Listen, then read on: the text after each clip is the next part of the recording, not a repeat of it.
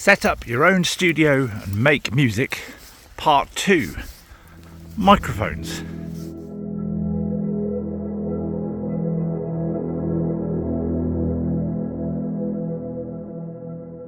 When it comes to setting up your studio to make music for the first time and thinking about microphones, the nice thing is that you don't have to go overboard. Not in price wise or in spec really. You can get some really good results on a good budget and sound really professional. Okay, so I'm going to just show you a couple of examples.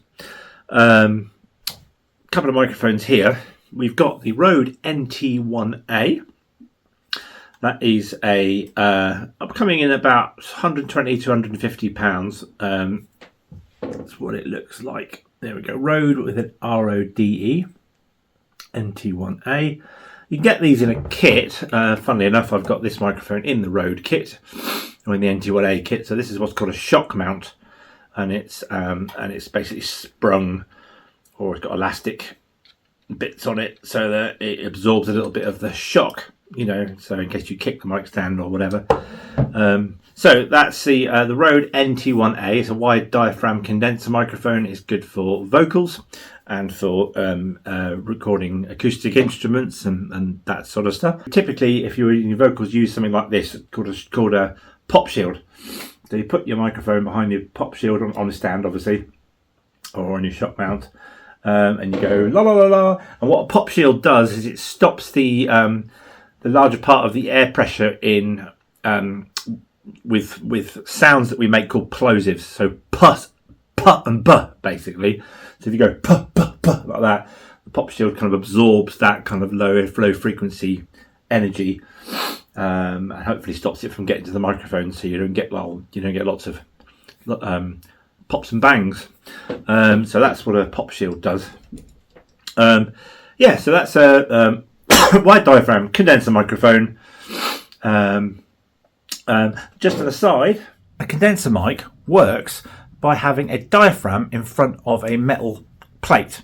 This plate has got an electric charge put across it. When the diaphragm moves in and out of the electromagnetic field that charge makes, it changes the capacitance of the field, right? Or the charge. In other words, the amount of energy that's stored across that plate. Signal is what is turned into the electrical interpretation of the sound waves that are hitting the diaphragm. So in other words, the signal that comes out of the microphone into your mixer. Back to the video. So the next microphone is, let's go for a dynamic microphone, a dynamic mic. So this is what's known as a SM57, and it's by Shure. It's a really famous microphone. It's been around since, I think, the early 70s, possibly 60s. I'm going to double check that. I'll probably put it on screen to confirm it. Use it on pretty much everything, really. I heard an interview with an Abbey Road engineer at one point, and he said you could put loads of really fancy microphones on everything and it would sound obviously great. You could still do the entire session on SM57s and it's going to sound pretty decent as well. Bomb-proof, pretty much. It's got a really good resilience to sound pressure. You can use it on snare drums and toms and guitar amps and that kind of stuff. But it's equally good using it on things like vocals, and horns, brass, that sort of stuff.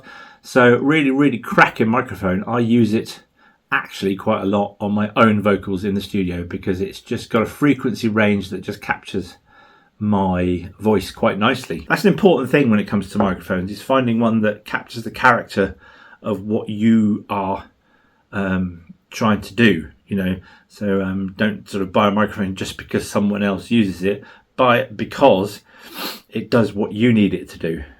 Make sense? Right.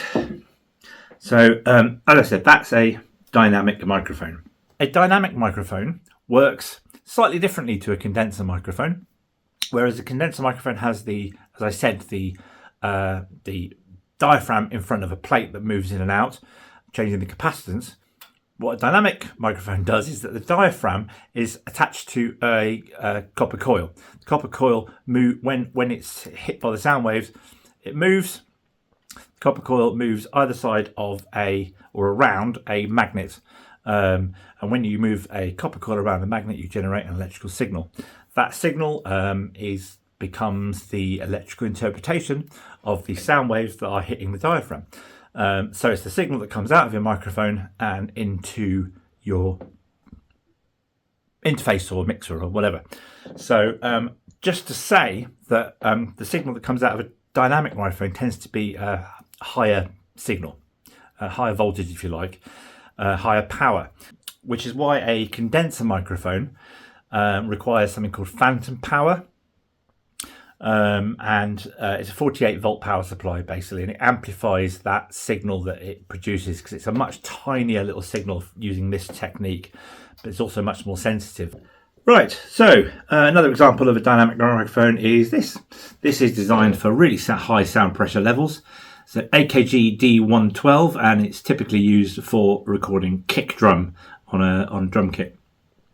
So famously known as this kind of egg-shaped microphone. So you put it in the hole of the kick drum like this, and boom, that air pressure that's coming out of a kick drum can be coped with by this. So lots of different kick drum mics available. The famous AKG microphone for kick drum is actually called the D12, and as opposed to the D112. But this is a pretty decent microphone, used quite a lot. I would say probably more you'd see it in if you're miking up a kit live, I think, than recording. So but yeah, there's your D12, if you can see that on the microphone. So another example of the condenser mic is your Rode NT1000. So whereas your NT1A is in your sort of 150 to sort of 120 to 150 mark, this is more in your kind of 250 to 350 mark. So not a massive jump, but I would say it's a bit more of a refined sound. Got a little bit of a sound similar to that of a famous German microphone called the Neumann U87. I would say it's no way as refined as that. The U87, it costs, I'm not actually sure what they cost at the moment, but I think probably about $2.5, anywhere between sort of $1,500 and $2.5 I think it sort of depends on where you get it, but lovely microphone. And this is a kind of a U87-ish microphone, in my opinion. It's got that really kind of smooth sound, very, very smooth top ends, and quite warm in the low end, and generally a bit richer sound than the NT1A. This is a lovely, clear, honest sounding microphone, but this has kind of got a bit more silk, if you know what I mean. So there's your NT1000. And just because I've got them on the table, we've got a couple of AKG C1000s. So C1000S, in fact. And these have got a small capsule, small diaphragm. You can see that. There we go. But they are still condenser microphones. So they still use the same technique. But these also have the possibility of powering them with a battery. So you can put a 9-volt battery into there. And as opposed to using the phantom power, don't use them together.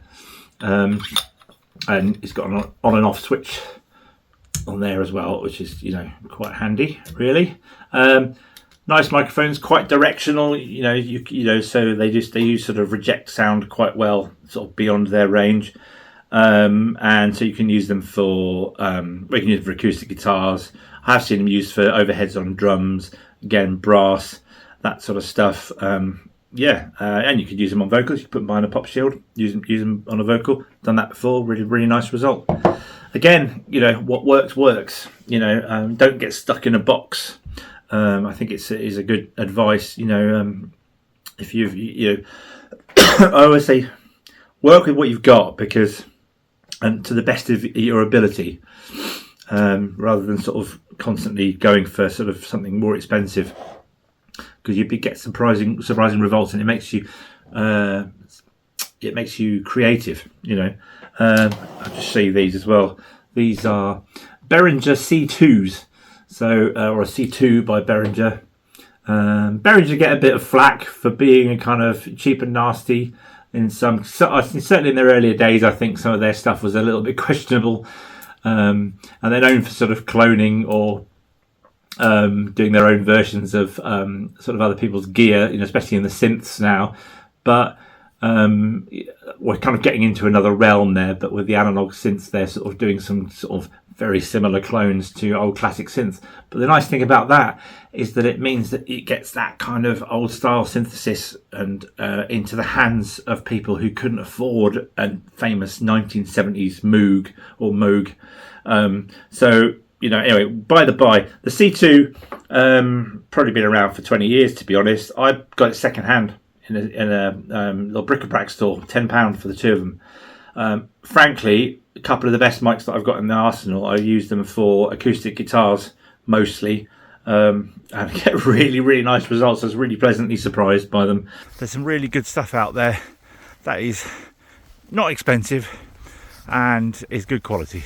And to be honest, a lot of the lower price microphones you can use professionally in any studio, and you'd get good results from them. So if you do like what you see, please like and subscribe. It really does help with the channel, and basically the majority of people that watch your videos tend to be non-subscribers, which is a bit of a strange one, but there you go. So thank you for watching if you are watching, but please hit the subscribe button and give us a like, because that I really would that really would help, and I would thank you very much. It doesn't cost you a thing, so thank you for doing it. I will see you in the next video, and I hope all is well, and bye for now.